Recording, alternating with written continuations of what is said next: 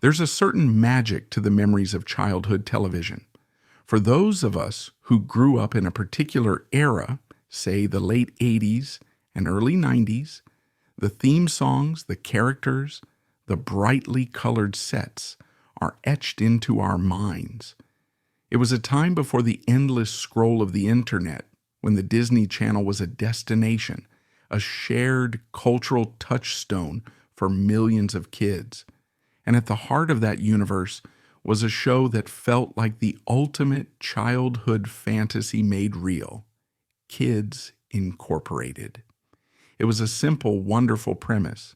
A group of kids who ran their own rock band, rehearsing in a local hangout, breaking into song to solve their problems. They were cool, they were talented, they were the friends we all wished we had. We watched them sing covers of hit songs, navigate the minor dramas of growing up, and live out a dream under the sunny California sky. One of those faces, a boy with boundless energy and a mischievous, unforgettable smile, was Josh Ackerman. For a few years, he was a fixture in our living rooms, a symbol of vibrant, carefree youth. And then, like most child actors, he grew up, and the show went on without him. We grew up too, and our memories of Kids Incorporated became pleasant, faded photographs in the scrapbook of our youth. But behind the bright lights and pop music, a different story was unfolding for Josh, one that was far from the simple scripts he acted out on screen. It was a story of a hidden battle, a descent into a darkness that none of us could have ever imagined. How does a boy who brought so much joy to so many end up so utterly and tragically lost? This is the heartbreaking story of what happened to Josh Ackerman. To understand Josh's journey, we have to travel back to the world that created Kids Incorporated. The late 1980s was a unique cultural moment. The Cold War was thawing, the economy was booming for some, and a new kind of media landscape was taking shape. Cable television was no longer a novelty. It was a dominant force carving out niche audiences. And no one understood this better than Disney. The Disney Channel of this era wasn't the slick tween-focus machine it would become. It was still finding its footing, building its brand around wholesome, family-friendly content. Kids Incorporated, which had actually started in syndication in 1984 before being picked up by Disney, was a perfect fit. It wasn't just a show, it was an aspirational brand. It sold the idea that kids could be empowered, creative, and in charge of their own fun. The show was a veritable hit factory for young talent. Before they were household names, stars like Martika, Jennifer Love Hewitt, and Fergie, then known as Stacey Ferguson, all got their start singing and dancing in the fictional concert space called The Place. It was a demanding job. These weren't just actors, they were performers. They had to learn choreography, record vocals for multiple songs per episode, and deliver their lines, all while navigating the universal awkwardness of adolescence in front of a national audience. The pressure was immense, but it was a different kind of pressure than what child stars face today. There was no social media, no TMZ tracking their every move. The image was paramount, and that image was one of polished, professional, and perpetually happy kids. The machinery of Hollywood was designed to create and maintain this illusion. What it wasn't designed for was to support the very real, very vulnerable children once the cameras stopped rolling, or even worse, when the job inevitably came to an end. It was into this bright, demanding, and ultimately temporary world that a young Josh Ackerman stepped in 1989. Joshua Ryan Ackerman was born in 1977. Growing up in Southern California, he was immersed in the culture of the entertainment industry. He was a natural performer, energetic, charismatic, with a comedic timing that was rare for a kid his age. He had that spark, that undefinable it factor that casting directors look for. At the age of 12, he landed the role of a lifetime, Joining the cast of Kids Incorporated for its sixth season, he quickly became a fan favorite. While other cast members might have been known for their powerhouse vocals, Josh was the heart and the humor of the group. He was the goofy, lovable guy, often at the center of the episode's comedic subplot. He had a natural, unforced charm that made him relatable. He wasn't just playing a part, he was bringing his own effervescent personality to the screen. For 3 seasons, from 1989 to 1992, he was a core member of the band, a period that coincided with the show's peak popularity on the Disney Channel. He shared the screen with a young Jennifer Love Hewitt and an even younger Stacey Ferguson. In interviews years later, cast members would remember the set as a whirlwind of activity, a unique bubble that was both a playground and a workplace. They were kids, but they were professionals. They spent long hours together, forming bonds that were, for a time, as close as family. Josh was remembered as being just as funny and kind off camera as he was on. But in the world of child acting, time is a cruel master. Kids grow up, voices change, faces mature, and suddenly you're no longer the cute kid the audience fell in love with. In 1992, after 3 seasons and dozens of episodes, Josh's time on the show was over. At 15 years old, he was a television veteran, a has-been before he even had a driver's license. This is a disorienting, often brutal transition that countless child actors have faced. One day, your life is a structured schedule of rehearsals, recordings, and filming. You are surrounded by people paid to take care of you. You are recognized, adored. The next day, it's just over. You are sent back to regular high school, expected to reintegrate into a world of lockers and proms, a world that now seems foreign and mundane. The phone stops ringing. The identity that has defined your formative years is stripped away. For Josh, the love for the industry didn't die. He didn't want to be in front of the camera anymore, but he wanted to be a part of the magic. After finishing school, he chose to go behind the scenes. He started working his way up from the bottom, taking jobs as a production assistant. It's a grueling, thankless job, long hours, low pay, and none of the glamour of being a star. But it showed his dedication. He worked on a variety of shows, learning the nuts and bolts of television production. He was building a new career, a new identity for himself as an adult in the business he had grown up in. It was during this time, as he was navigating his early 20s and trying to find his footing, that the shadows began to creep in. A darkness began to gather at the edges of his mind, a foe far more formidable than any fictional villain he had faced on TV. Josh began to experience the first signs of a severe and debilitating mental illness. The human mind is a fragile and mysterious thing. For Josh, the illness did not arrive like a sudden storm, but like a slowly encroaching fog. His family, particularly his sister Courtney, began to notice changes. The funny, outgoing, life-of-the-party brother she adored started to become more withdrawn, more suspicious. He began to see threats where there were none. While an official diagnosis was never publicly confirmed, his family has described symptoms that are tragically consistent with paranoid schizophrenia or a similar schizoaffective disorder. These illnesses often manifest in late adolescence or early adulthood, the exact period when Josh was trying to build his new life. For the person experiencing it, the world transforms into a terrifying labyrinth of hidden meanings and unseen enemies. The line between reality and delusion dissolves. His sister, Courtney Ackerman, has spoken with heartbreaking candor about her brother's struggle. She described a man who was gentle, kind, and generous to his core, but who was tormented by his own mind. He became convinced that he was being followed, that his phone was tapped, that people were conspiring against him. These weren't abstract fears. To him, they were as real as the ground beneath his feet. He would see a normal-looking van parked on the street and believe it was filled with agents sent to watch him. He would hear a click on the phone line and believe it was proof of surveillance. Imagine the terror of that existence. Your own thoughts become your torturer. There is no safe place because the threat is inside you. The paranoia poisoned every aspect of his life.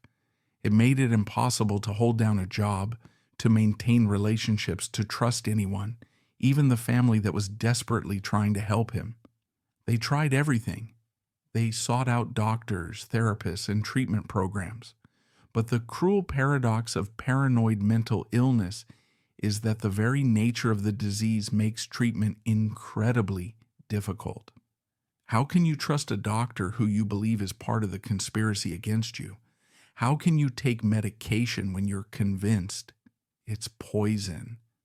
There were periods of clarity, moments when the fog would lift and the real Josh would shine through. In those moments, he was aware that something was wrong. He would agree to treatment, and for a while, things would get better. His family would feel a surge of hope, believing that this time, maybe this time, he would conquer the demons. But the illness was relentless. The paranoia would inevitably return, often with a vengeance, and the cycle would begin anew. For nearly a decade, Josh and his family lived in this agonizing loop of hope and despair. Courtney became his fiercest advocate, his protector, his link to a reality he could no longer grasp on his own. She fought for him, navigated the labyrinthine mental health care system, and tried to shield him from a world that he perceived as hostile. She remembers the good days, the laughter, the brilliant, funny man who was still in there, trapped behind a wall of fear. And she remembers the terrifying moments, the frantic phone calls in the middle of the night, the desperate attempts to pull him back from the brink. It was an exhausting, all-consuming battle, fought in the private, hidden spaces of family life, a world away from the sunny sets of his childhood. The story of a former child star battling personal demons is, sadly, not an unfamiliar narrative. This brings us into a sensitive and complex area of debate, one that surrounds not just Josh, but the entire phenomenon of childhood fame. Is there really a child star curse, or is that just a simplistic label for a complex web of psychological, social, and even neurological pressures? In Josh's case, it's impossible to draw a direct causal line from his time on Kids Incorporated to his later mental illness. Schizophrenia and related disorders have strong genetic and biological components. It is not something caused by an experience. However, it's also irresponsible to ignore the potential impact of such an unusual upbringing. Think about the fundamental building blocks of a healthy adolescence. You learn to navigate social structures, build an identity separate from your family, experience failure in a low-stakes environment, and develop coping mechanisms for stress. For many child actors, these developmental milestones are disrupted. Their social circle is composed of adults and other professional children. Their identity is fused with a character they play on television. Their failures are public, and their successes come with a level of adulation that can warp a still-forming ego. When the fame disappears, the void it leaves can be immense. For Josh, moving from a starring role to the anonymous, high-stress world of a production assistant must have been a jarring transition. While he was by all accounts dedicated to his new career, the underlying stress of this identity shift, combined with a potential genetic predisposition for mental illness, may have created a perfect storm. It's a debate with no easy answers. We can't blame the show or the industry for his illness, but we can and should question whether these high-pressure environments are equipped to support the long-term mental well-being of the children who pass through them. The other, more immediate debate that Josh's story forces us to confront is the tragic inadequacy of the mental health care system, particularly for those with severe paranoid disorders. His family's struggle is a story repeated in countless households every day. They faced a system that often seems designed to fail the very people it's meant to help. In the United States, laws designed to protect civil liberties can make it incredibly difficult to compel an adult into treatment against their will, even if they are clearly a danger to themselves. An individual must typically be deemed an imminent threat to themselves or others for an involuntary hold.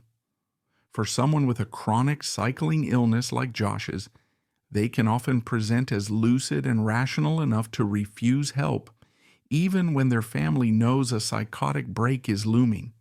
His sister has spoken about this revolving door, say, of crisis care, short-term hospitalizations followed by release, with no sustainable plan for long-term management because Josh's paranoia would lead him to reject it. His story becomes a painful case study in the helplessness that families feel. They are left to watch their loved ones suffer, often powerless to intervene until it's too late. It's a controversy born not of malice, but of a system that pits individual autonomy against the desperate need for care, a system that is often underfunded, stigmatized, and ill-equipped to handle the complexities of the most severe mental illnesses. Josh wasn't just battling his own mind. He and his family were battling a system that failed to provide the safety net he so desperately needed. In the fall of 2008, Josh's battle reached its tragic conclusion. The paranoia had become all-encompassing. He was living in a state of constant heightened terror. In his final days, he was convinced that a vast and powerful conspiracy was closing in on him, and that he would be captured and tortured. His family believes that, in his delusional state, he came to see suicide as his only escape, the only way to end the torment.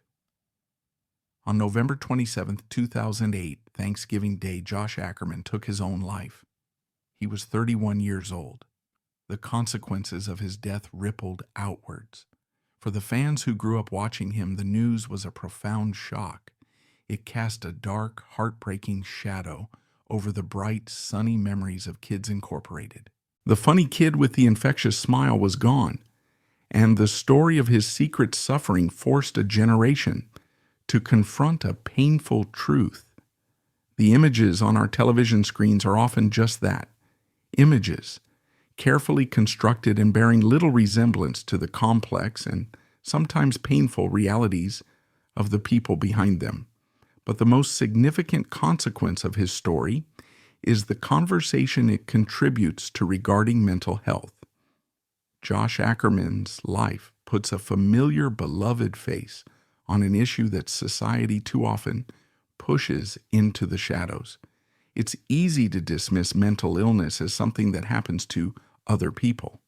But it happened to the kid from that show you loved. It happened to someone who, by all outward appearances, had a golden childhood.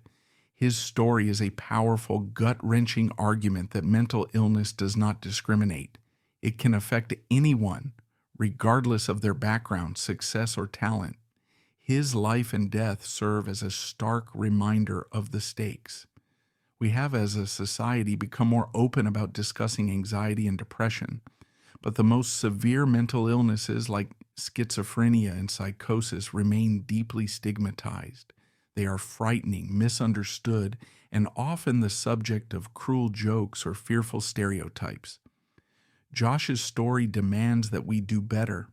It asks us to look past the fear and see the human being who is suffering. It highlights the desperate need for better research, better funding, and a more compassionate, effective mental health care system that supports not only the individual, but also the families who are on the front lines of this devastating battle. When we look back now at old clips of Kids Incorporated, it's impossible to see them in the same way. We can still appreciate the joy, the music, and the youthful energy. But we also see Josh, a boy on the cusp of a life that would hold so much promise and so much pain. We see a smile that was genuine, but that would one day be extinguished by an illness that stole his reality. Josh Ackerman's story is not about the failure of a child star. It is the story of a catastrophic disease. It's the story of a loving brother, a funny friend, and a talented young man who was lost to the labyrinth of his own mind. His sister Courtney has worked to ensure that he is remembered not for how he died, but for how he lived, a kind soul who brought laughter to millions before his illness took hold. In the end, his story leaves us with a profound sense of sorrow, but also with a call to action. It asks us to be more compassionate, to be more aware, and to fight the stigma that keeps so many people suffering in silence. It reminds us to hold our own loved ones a little closer, and to remember that the brightest smiles can sometimes hide the deepest struggles. We should remember Josh Ackerman not as a tragic figure, but as a human being whose story, in its heartbreak, can hopefully light a path toward greater understanding and save others from a similar fate. His life was more than its tragic ending. It was a song that ended too soon,